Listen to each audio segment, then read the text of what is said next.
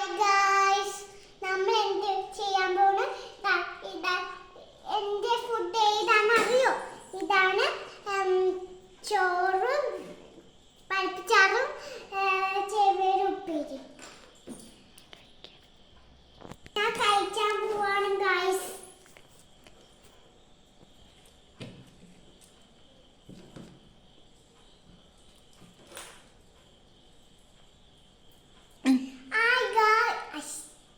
അതൊന്നും പറയണ്ട അല്ലേ.